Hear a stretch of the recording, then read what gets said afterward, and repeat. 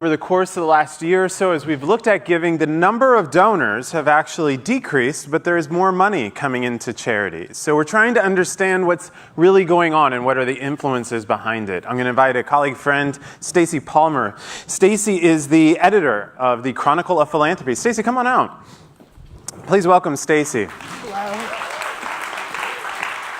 So Stacy, talk about the Chronicle of Philanthropy a little bit. Tell me what's happening.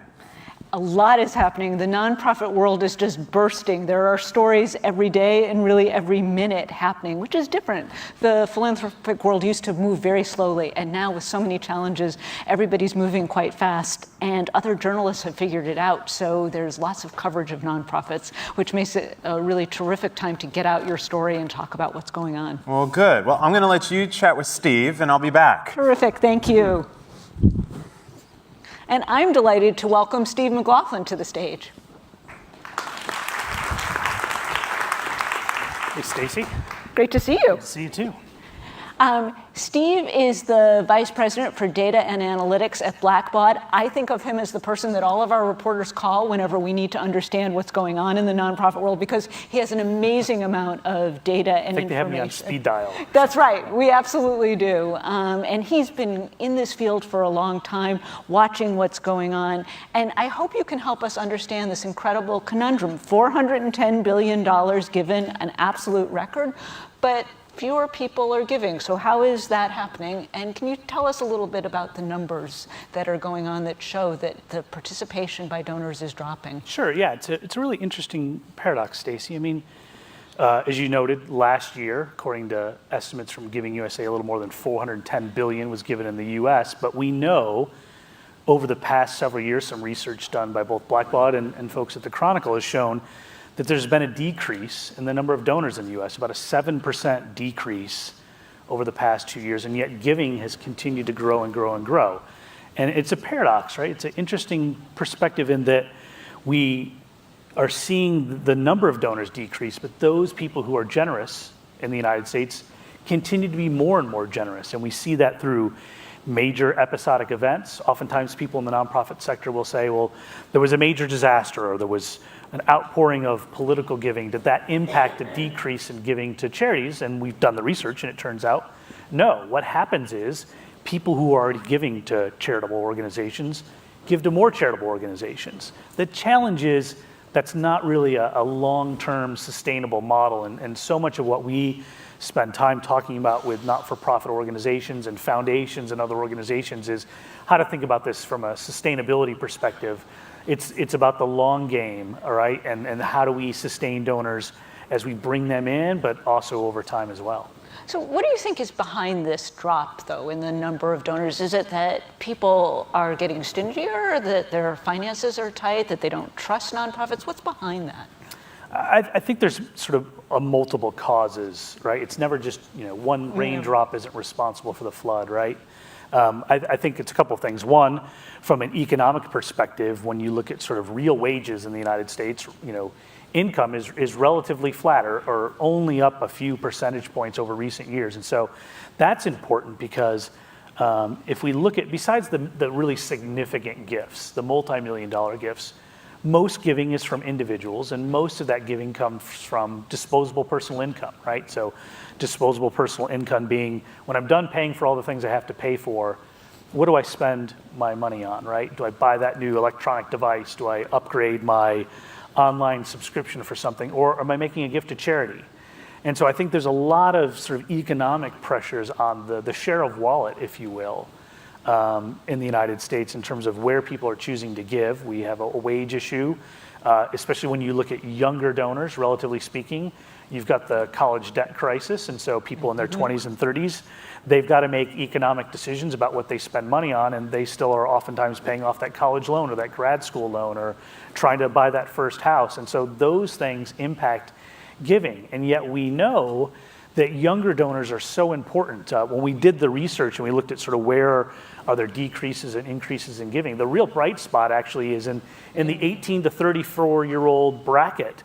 That's where giving is growing. The number of donors is growing in that bracket. These are energized, motivated individuals. They're just not in their peak earning years, they're in different life stages. Our expectations about their giving probably needs to be different than what we might accept from sort of older generations or older groups. Absolutely. So what is it that nonprofits can do to change this? What can they do to encourage more people to give?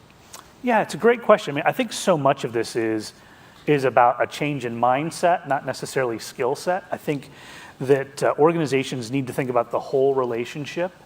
It's often said that people give time, talent, and treasure, and we probably need to look at those in a bit of equal measure, especially as we're looking at younger donors. Interesting statistic, last year in the US, the age of the average donor in the United States was about 62 years old. So when people talk about younger donors are in their 50s, their 40s, their 30s, right? We're not talking about sort of just the millennial group, we're talking about Gen X and things like that. And yet we need to look at those individuals as how can we engage them in advocacy work, programmatic work, how do we get them engaged in volunteerism projects? Because if we build those relationships based on things that aren't just purely a financial relationship or a philanthropic relationship, that's what really lays the groundwork for those future really fruitful relationships. And so I think I always encourage organizations to look at the holistic relationship. And oftentimes we see in nonprofits, people may say, well, we don't want to ask our advocates for money, or we don't want to ask our volunteers to make a gift because we feel like they fit in some different But those pile. are the people who are most likely to want to give, right? They love you, right? Those They are want the to do a people who little love bit you of because everything. they're engaging in those types of things. And so I think it's really a mindset shift to think about how do we engage people in a variety of different ways, in ways in which they want to engage with nonprofit organizations, and then build that relationship over time, wherever that happens to go. One of the things I'm curious about is who are the winners and losers, do you think, as this shift has happened? Obviously, some groups are doing better than others because the affluent give differently probably than everyday donors. Yeah, it's an interesting question.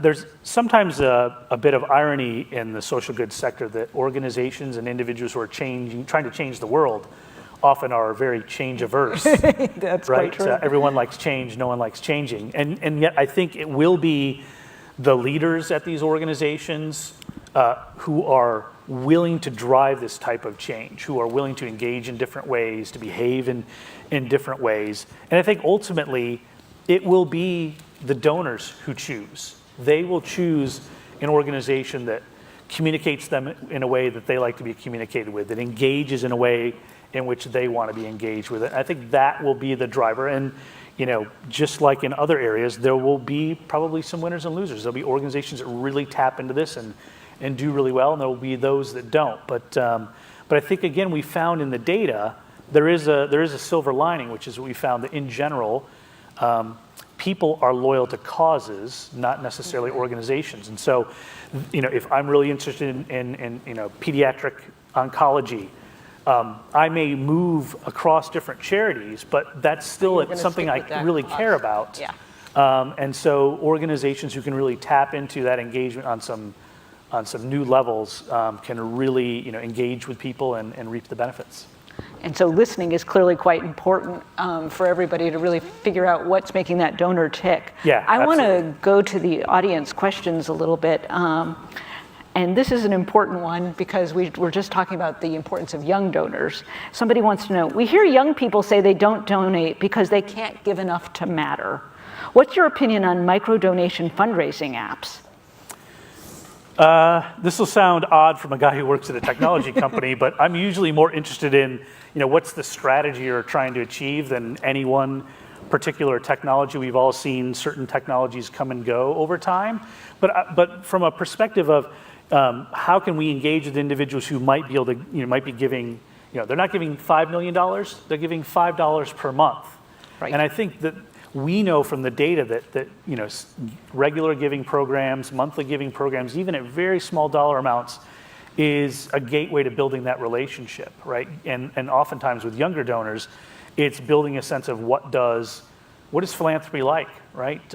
None of us were probably taught in school or university or anyone else about what does it mean to be philanthropic. And so oftentimes those types of micro giving programs or monthly giving programs are a great way to introduce people to the giving experience. And it also turns out those donors are much more loyal. They have much higher lifetime value, and so there's a lot of benefits and to that's looking to at the giving long term is incredibly important. We only have a few seconds, but it won't surprise you that tax deductions are the other question people want to know. How did the changes in the tax code affect giving? Do we expect to see things going up, down, same? We shall see. I think we talked about this a little bit before. I think the biggest change we're likely to see is there's been a significant increase in donor advised fund giving. I think you guys have reported at the Chronicle of the 10 largest charities, 5 of them are donor advised funds. So I think you'll see a lot of giving shift there. But I think that's just, giving will continue to evolve and people will want to choose to give in different ways. And we've known for years that tax deduction incentive for most donors is not a huge incentive, right? And so I think it may have an impact on giving, but in the long run, I don't think, it really will have a huge impact. That's good. One less thing for everybody to worry about. Absolutely. Steve MacLaughlin, thank you so much. Same here. Thanks, Stacey. Thank you. All right.